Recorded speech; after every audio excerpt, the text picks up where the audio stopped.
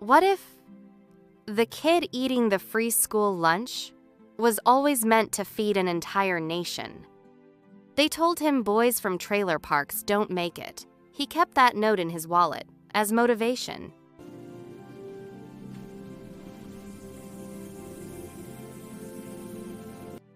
Jake grew up in a rusted trailer in rural Tennessee, where winters bit hard and hope ran thin. Mama June worked double shifts at the town diner, 6 days a week, without a single complaint. While kids watched TV, Jake walked 3 miles to the public library every single Saturday. He read everything he could find about business, science, people. He wrote it all down in spiral notebooks. She sold her mother's ring to pay for Jake's school trip. He found out 20 years later. In 10th grade, Coach Ray pulled Jake aside after class. He said, "Son, I see something in you. Don't you dare waste it." At 14, Jake started mowing lawns. By 16, he had 12 regular clients and 2 employees. The day the college acceptance letter arrived, Mama June sat on the porch steps and cried for an hour. At his first college networking event, Richard looked Jake up and down and said, "And what exactly is your family background?" Jake smiled slowly and said, "The kind that works for everything it gets. You should try it sometime." Junior year, his funding collapsed. Mama June had a stroke, and Jake sat in his car in a parking lot and broke. He drove through the night to get to her. She opened her eyes, and her first words were, "Did you eat?"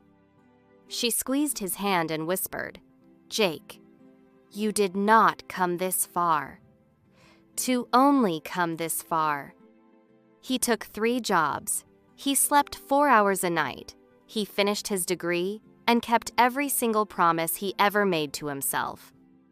His first company started in a Tennessee garage with a folding table, a laptop, and $32.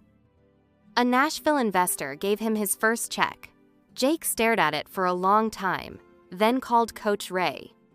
Year by year, the garage became an office. The office became a floor. The floor became a building. When Forbes featured him, the headline read, "The boy from the trailer park who changed an industry." He framed it for Mama June. On his 35th birthday, he drove the old highway back to Tennessee, back to where it all started. He stood in front of the old trailer, still rusted, still small, and he placed his hand on its side and said, "Thank you." He funded the town library that raised him, built a new community center, and started a scholarship in Mama June's name. At the grand opening of his Nashville headquarters, Richard shook his hand and said, "I was wrong about you." Jake smiled and said, "I know, I forgive you." Being born poor is not a life sentence.